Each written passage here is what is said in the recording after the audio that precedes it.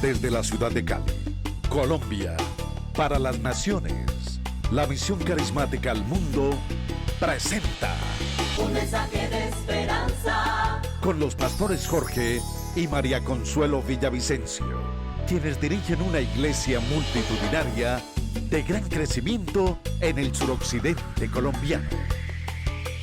Un mensaje de esperanza fluye desde el trono celestial, paz, sanidad, prosperidad y vida eterna. Cambio de corazón, Liberación de todo mal. Ven, recibe de Dios Padre, Cristiano Festival. Misión carismática al mundo, donde los milagros son realidad. ¿Cuántos tienen el corazón alegre para recibir la palabra? Vamos con alegría de pie, vamos a recibir la palabra que trae nuestro apóstol. ¿Hay algún Senaquerib en su vida? Con un espíritu alegre, vamos a recibirla.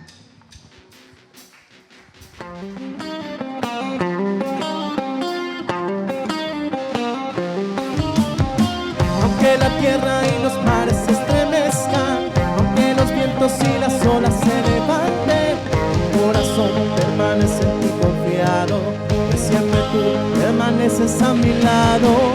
Me levantas, me sostienes, me ayudas, siento tus fuerzas corriendo por mis venas. Temeré lo que pueda hacerme daño, pues siempre tú permaneces a mi lado. Tú mi refugio, tú mi fortaleza, cantaré y bailaré, yo me alegraré en ti. Hay gozo, hay alegría en la casa del Señor. Me llegó un cuento que me hizo reír mucho. En Europa los trenes son diferentes a los trenes de América. Los compartimientos son de 4 personas, pero la persona viaja mirando a la otra, es decir, en un compartimiento hay 2 bancas, una banca acá y otra banca al frente, y viajan mirándose las caras. Incómodo para nosotros, todas horas de viaje con un tipo al frente, mirándole la cara. Pero los europeos no se mosquean, cada uno coge su iPad, cada uno su libro y se olvida del que está enfrente. Y son 2 personas acá y 2 al frente, así es en Europa. Y un día de esos llegó un general lleno de condecoraciones, lleno de medallas, con un cabo, tratándole mal como tratan los militares. Suba esa maleta, embóleme mis zapatos, ha hecho ya la reservación de la comida, así con autoritarismo. Y el pobre cabo pues le obedecía en todo, pero estaba bravo por dentro. Y se sentaron el general acá y el cabo a su lado. Y antes que el tren comenzara su travesía, llegó una señorita muy bonita, 22 años, 23, francesa, ojos azules, pelo enroscado, mejor dicho, y con la mamá. Y se sentaron al frente, las 2, la mamá y la hija, y el tren arrancó. Y el tren se metió a un túnel oscuro, un momento de oscuridad, y se escuchó 2 cosas: un beso y un bofetón, ¡pah! ¿No? Alguien supuestamente había aprovechado de la oscuridad para besar a la jovencita. Y salieron del túnel y el general tenía la cara morada, ¿no? Y nadie dijo nada, nadie dice nada. Los europeos no regañan, no pelean. Solo la mamá pensando, ¿no? La mamá solo pensaba: sinvergüenza general, ¿cómo se atreve a besuquear a mi hija? Y gracias a que es mi hija decente, le dio ese bofetón, pensaba la mamá. Pero la hija estaba pensando otra cosa. Decía: ay, qué pesar. Seguramente el general quería besarme a mí, pero como está tan oscuro, besó a mi mamá. Qué pesar. Y mi mamá, como es dura, le dio en la cara. me perdí ese beso. El general estaba pensando otra cosa. Estaba con el dolor, ay, ay, ay, diciendo, este no es mi día, este no es mi día. Este cabo besa a la niña bonita y yo recibo el golpe. No, qué injusticia. Y el cabo estaba pensando otra cosa. Oh, no todos los días sucede esto, que yo pueda besar mi mano y darle bofetón a mi general.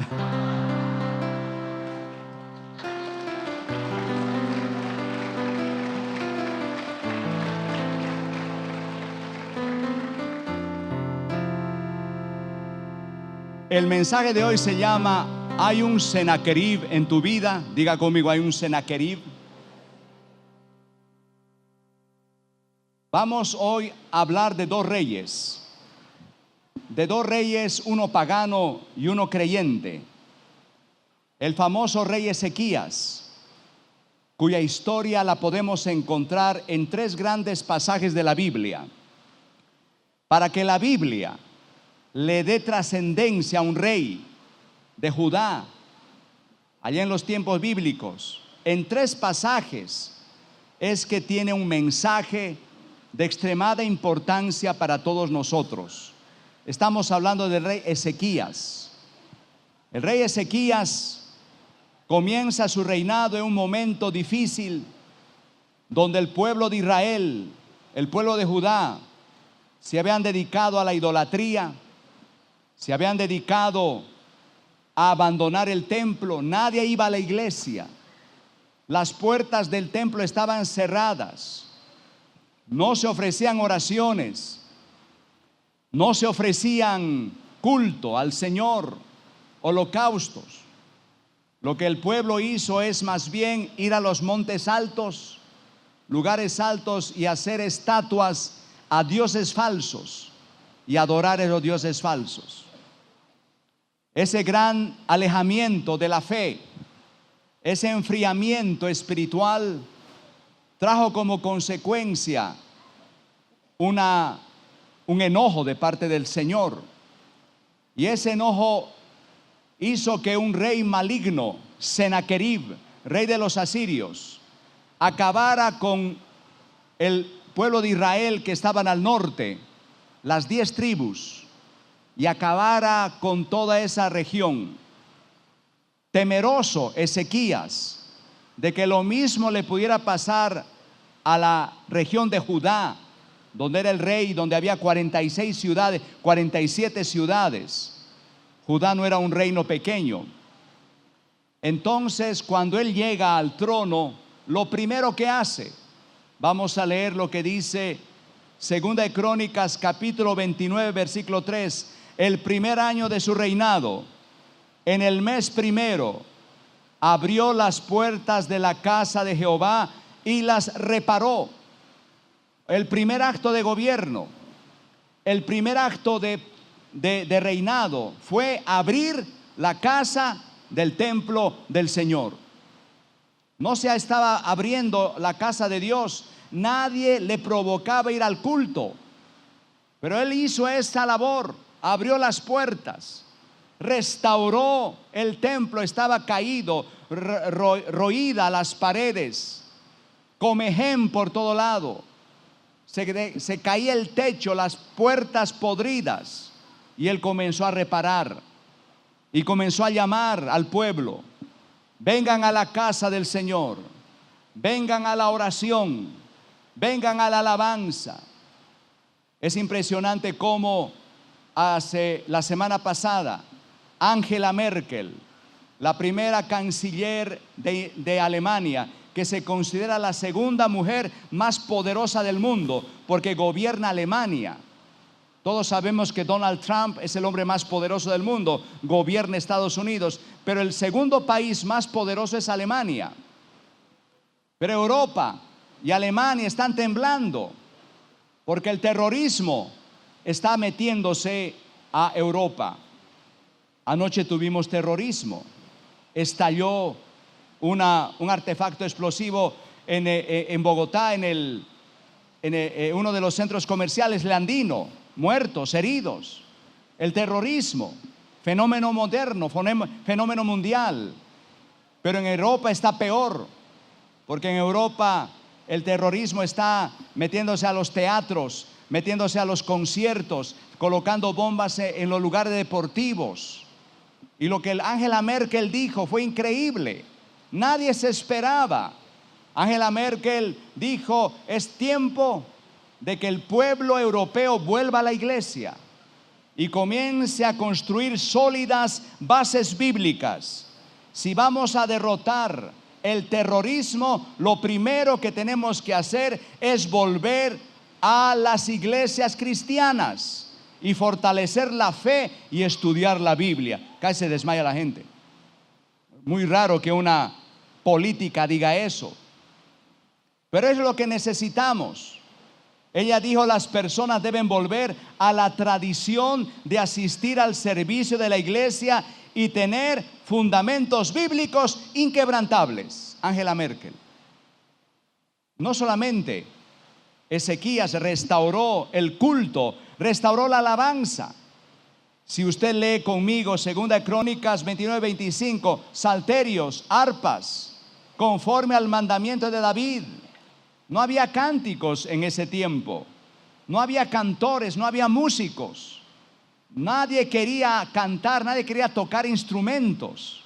Pero lo que Ezequías hizo fue restaurar lo que David había hecho muchos años atrás, su tatarabuelo, fortaleciendo la música, fortaleciendo la alabanza, trayendo músicos, trayendo cantores, como mi esposa lo está haciendo de una manera muy buena en esta época en la iglesia. Más músicos, más cantores, más danzarines. ¿Cuándo le gusta la música? ¿Cuándo le gusta cantar salmos, himnos y cánticos espirituales en la casa del Señor? Gracias, Padre, por toda la alabanza. Diga: gracias por la alabanza. Dale más fuerte el aplauso al Señor. Alabanza.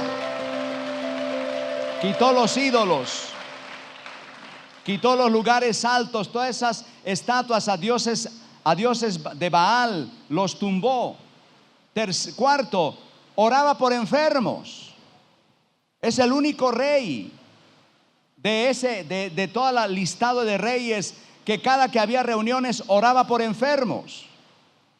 Lo dice claramente el texto de 2 Crónicas 30-20. Oró Ezequías en la Pascua por la gente que estaba llegando con muchos problemas y dolencias, y Jehová oyó a Ezequías y sanó al pueblo. ¿Cuántos saben que aquí debemos seguir orando cada 8 días? Cada 8 días orar. Se sane uno, se sanen dos, seguiremos orando. ¿Cuándo van a seguir trayendo su fe? Trayendo aquí sus oraciones. ¿Cuándo van a creer en más milagros? ¿Cuándo van a creer que va a aumentar el poder de Dios en este lugar? Dice que Ezequías oró y sanó al pueblo el Señor. Luego Ezequías fomentó las ofrendas. La gente no daba ofrendas, la gente no daba diezmos. La casa de Dios estaba caída, no había sacerdotes. Los sacerdotes tenían que ir a trabajar para poder comer. Los levitas tenían que ir a arar la tierra, y eso no era la voluntad de Dios. La voluntad de Dios era que la casa de Dios tendría personas tiempo completo para la obra del Señor. Y Ezequías hizo llamados, y dice que la gente trajo tanta ofrenda, tanto diezmo, que comenzaron a acumular montones de ofrendas, montones de diezmos. Y contrariamente a lo que se podría pensar, la gente no se empobreció por dar al Señor. La gente no se volvió pobre por dar a Dios, sino el pueblo comenzó una época de oro, una época de prosperidad, una época de abundancia. Entonces, en este episodio surge un problema. En este momento donde hay bendiciones, donde se está restaurando la casa de Dios, la obra de Dios, llega un versículo perturbador. Llega un texto bíblico muy preocupante. Dice 2 Crónicas 32:1: después de estas cosas y de esta fidelidad Después de estas cosas y de esta fidelidad, vino Sennacherib, rey de los asirios, invadió Judá y acampó contra el rey Ezequías para extorsionarlo. Se le vino el rey de Asiria. Muchas veces creemos equivocadamente que los problemas que se nos vienen son porque tenemos alguna falla en nuestra relación con Dios, y no es siempre así. Nosotros no tenemos grandes fallas. Tú no tienes grandes pecados, yo no tengo grandes pecados como para merecer enfermedades, tragedias, ataques. No, estamos fieles, y a pesar de esa fidelidad llegó un rey, el de los asirios, con 200,000 soldados. Esos soldados, según la historia, según Josefo y según el Prisma, que es un documento hallado arqueológicamente en Mosul, Irak, que está exhibido en el Museo de Londres, uno puede observar el Prisma donde está escrito en lengua sumeria todas las gestas de este rey pagano, Sennacherib. Y en ese prisma uno puede leer, no en la Biblia, en ese prisma puede leer cómo Sennacherib cogía a los enemigos, a los soldados enemigos, les cortaba la lengua, les cortaba los labios, les cortaba la nariz, les quemaba los ojos, les sacaba las orejas, los desollaba vivos, los quemaba vivos y los empalaba. O sea que era una máquina de guerra más poderosa de ese tiempo, donde nadie, ningún país ni ninguna nación osaba enfrentarse contra el poderoso ejército asirio, poderoso y cruel. No tenían compasión, no conocían la piedad. Y fue precisamente ese ejército el que acampó alrededor de la ciudad de Jerusalén. Y llegó ese rey a exigir oro, plata, extorsionar. Y le dijo a Sedequías, le dijo al rey Ezequías, se confunden los nombres. Sedequías, el rey malo, Ezequías, el rey de Judá, le dijo: dame todo tu oro, dame todo tu plata. Y lo peló. Le hizo sacar hasta las bisagras del templo, hasta los pequeños vasos de oro y de plata, todo se lo llevó, los dejó pobres. Extorsión. El rey Ezequías creyó que al haber entregado todos los tesoros del reino, ese hombre se iba a ir tranquilo, pero no fue así. Al poco tiempo regresó. Si usted o algún familiar suyo está pasando por una situación difícil y desea recibir apoyo espiritual, consejería, o desea que oremos por usted, llámenos en este momento a nuestra línea directa 524-4403, 524-4403, que con gusto lo atenderemos.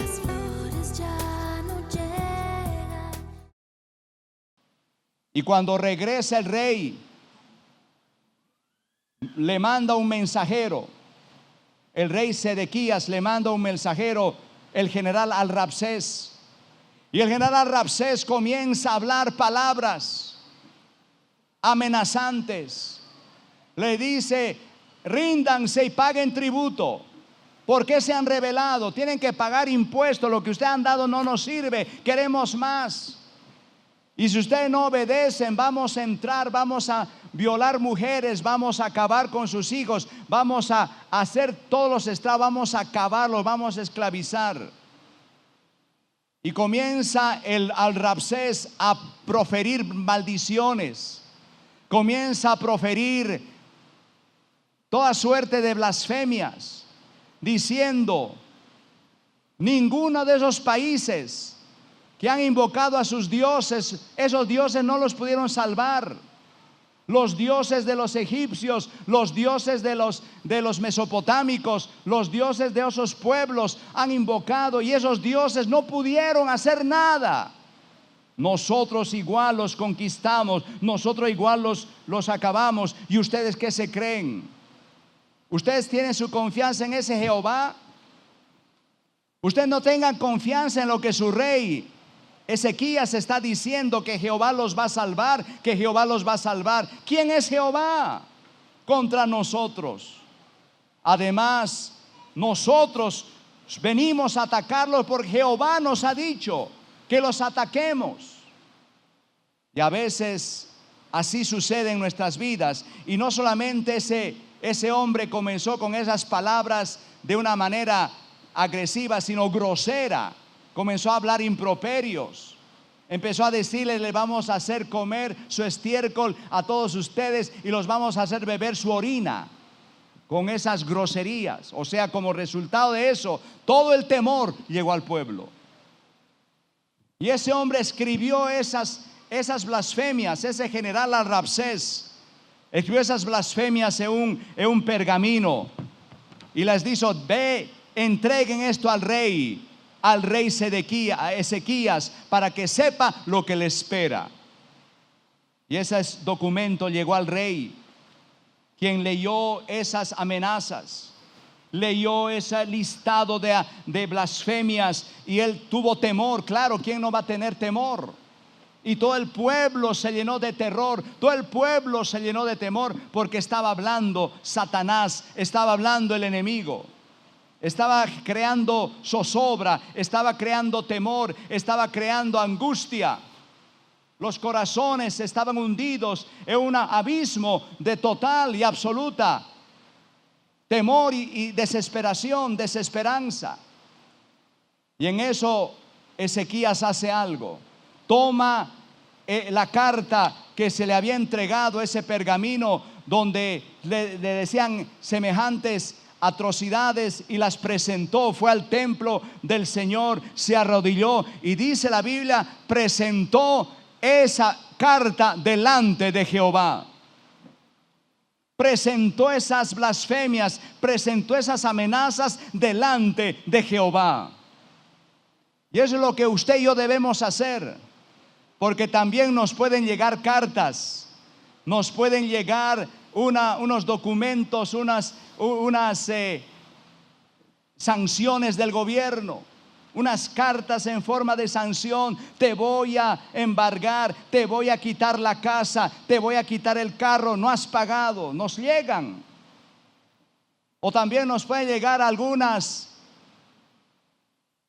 diagnósticos médicos. Tienes cáncer, tienes esto, tienes aquello. Nos llegan cartas de divorcio, cartas de situaciones, que de las tinieblas vienen esos problemas, no porque hayamos fallado, no porque estemos pecando en algo, no te dejes culpar, porque la Biblia dice que después de esta fidelidad llegaron esas amenazas. Pero nunca falla algo que nosotros tenemos que aprender y practicar. A mí nunca me ha fallado. Es cuando me llega algo negativo, algún documento desobligante, alguna amenaza, alguna tribulación, alguna cuestión, un enviado de Satanás. Lo que yo hago es presentar ese papel delante de la presencia del Señor. Señor, mira estas amenazas, mira estos papeles. Mira, y te lo presento delante de tu altar. ¿Y sabe qué hizo el Señor? ¿Sabe qué hace el Señor cuando nosotros presentamos esas informaciones, esas amenazas de embargo, todos esos documentos negativos que nos atormentan y nos quitan la paz? ¿Sabe qué hace el Señor? Manda un profeta. ¿Cuántos saben que nosotros debemos aceptar la palabra profética? Creed a los profetas, seréis prosperados. Debemos oír la palabra profética del Señor. Y manda al profeta Isaías.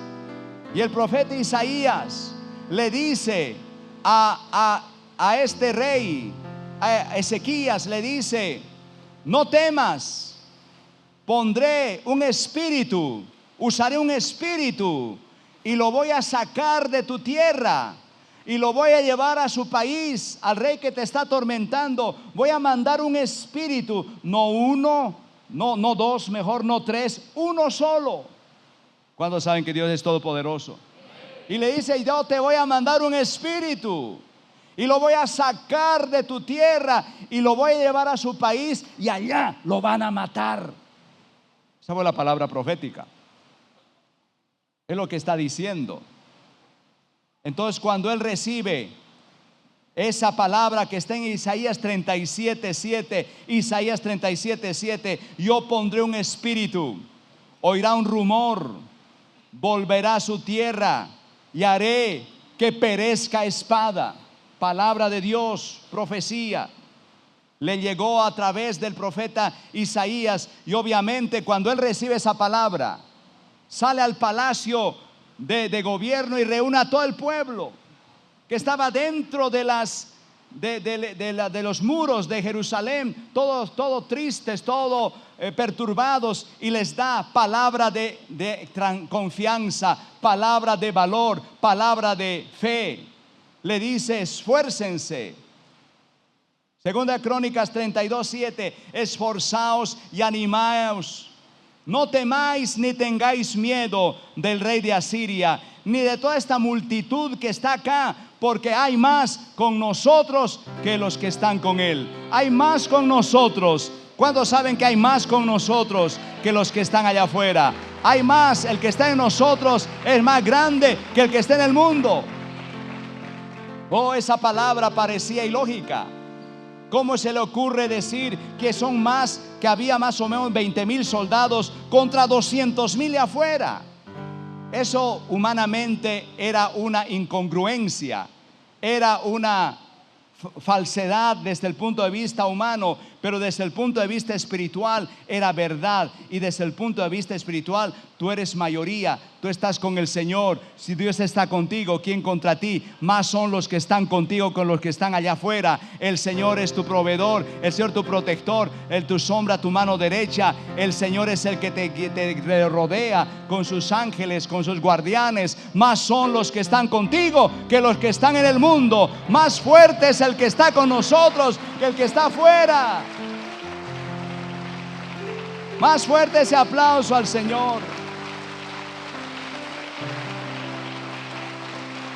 Y los empieza a animar, los empieza a avivar y les dice. Y no solamente Isaías profetizó esa derrota del rey Sennacherib, sino que dijo: ninguna saeta entrará a Jerusalén.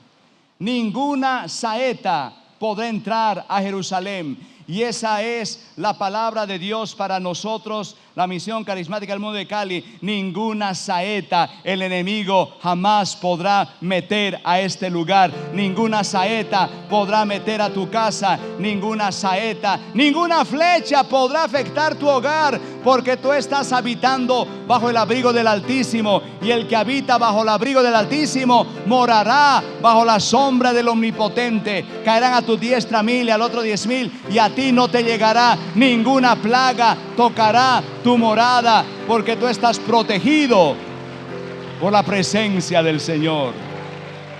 ¿Cuándo están alegres? Aleluya.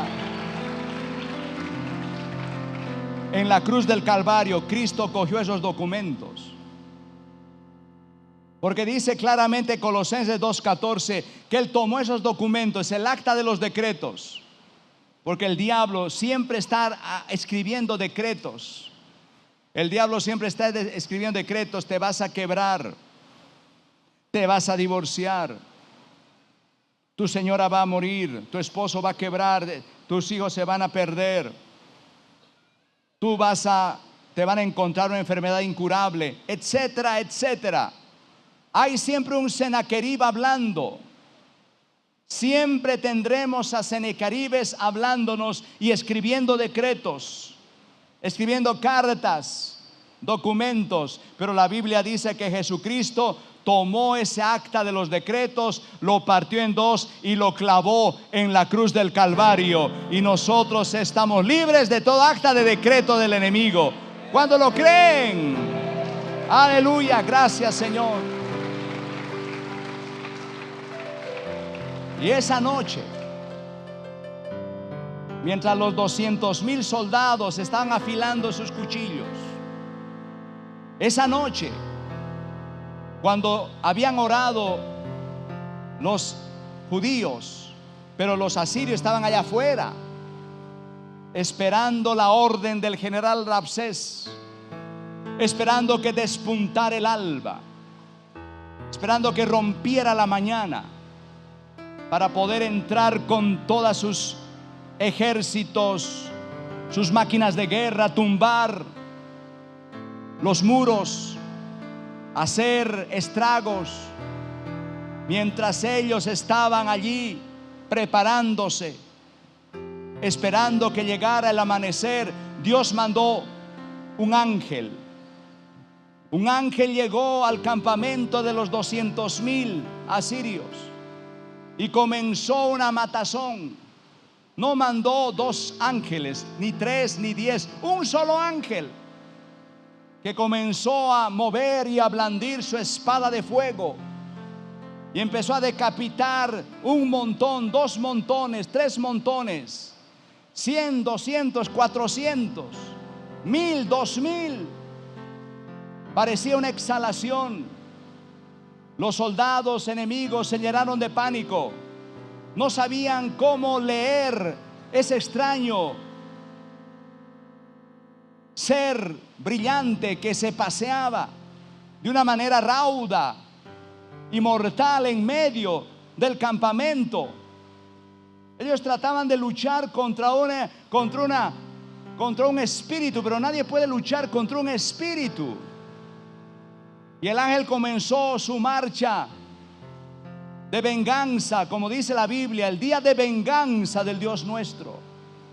El día de venganza del Señor está en la Biblia, está en Lucas 4, está en Isaías 60, habla del día de venganza del Dios nuestro.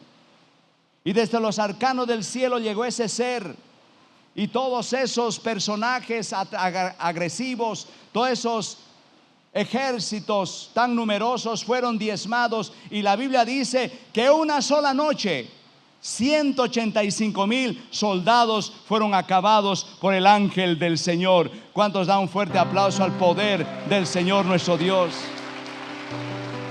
Es tremendo cuando uno ora. Tú no te imaginas lo que sucede en el mundo espiritual cuando tú oras. Tú no tienes idea lo que Dios está haciendo en el mundo espiritual cuando tú estás en oración. Por eso yo siempre defenderé la oración por encima de todo. Y sabe cómo Dios mueve sus fichas cuando tú oras. El documento que menciona el prisma de Sennacherib, que está exhibido en el Museo de Londres en lengua sumeria, ha sido traducido por los expertos, los arqueólogos, y él cuenta ese documento, con la Biblia no, el documento cuenta que los hijos del rey Sennacherib de la Siria comenzaron a urdir un plan de asesinar a su papá. Dijeron: vamos a acabar con este cucho. Nosotros somos príncipes y queremos gobernar. Vamos a quitarle la vida. Y esa complot llegó a los oídos de un gran funcionario del rey, el cual pidió audiencia con el rey. Yo quiero que el rey me atienda porque he descubierto una confabulación, he descubierto una complot contra el rey. Y le dijeron: muy bien, vas a hablar con el rey. Y lo vendaron. Y dice que el hombre entró vendado para hablar con el rey, y cuando llegó no pudo encontrarse con el rey, sino que le abrieron la venda, y eran los 2 hijos que lo habían capturado, y lo mataron a él y mataron a todos los que habían oído esa información. O sea que Dios estaba actuando. Dios estaba preparando la misma emboscada que él estaba queriendo hacer, se le estaba devolviendo a él, porque la Biblia dice que el baldón de la cabeza va en contra de tus enemigos. ¿Cuántos lo saben? El baldón va en contra de tus enemigos. Y también dice el Salmo 23 que cuando tus enemigos te atacan, Dios está preparando mesa para ti en presencia de tus enemigos. Dios está preparando mesa en presencia de tus enemigos. Y la historia termina que cuando toda esa matazón terminó y el ángel acabó con ese ejército, el rey llegó derrotado. El rey asirio, Sennacherib, llegó amargado, derrotado, con el rabo entre las piernas y diciendo: Dios mío, Nisroch. Y entró al templo de Nisroch, que era una estatua de un buitre. A ese adoraba, a un buitre, una estatua de buitre. Nisroch, Nisroch, ¿por qué me abandonaste? ¿Por qué no pude tomar a Jerusalén? ¿Por qué fracasé? Y él se tiró de rodillas, quejándose ante su Dios falso. Y en eso entraron sus hijos, los 2 hijos, con cuchillos, amparados por la oscuridad de la noche, y le metieron su cuchillada y murió. Eso expresa la Biblia, porque el Señor siempre nos va a libertar de los Sedequías que se presenten en nuestras vidas. ¿Cuándo? Un fuerte aplauso a Jesús. Cuando se coloque de pie, gracias, Padre. Vamos a colocarlo de pie y dar gracias al Señor. Estuvieron con ustedes los pastores Jorge y María Consuelo Villavicencio, exponiendo un mensaje de esperanza. Un mensaje de esperanza. Con palabras de aliento y ánimo para fortalecer su corazón y encaminarle a un futuro próspero a través de la aplicación de los principios expresados en este espacio. Los pastores Villavicencio le invitan personalmente a participar de las reuniones de milagros que se celebran en la Megacarpa del Milagro, ubicado en el barrio Mayapán, calle Octava 8210, enseguida de los almacenes La 14 de Paso Ancho. Los sábados a las 5:30 de la tarde y 7:45 de la noche, y los domingos a las 9 de la mañana.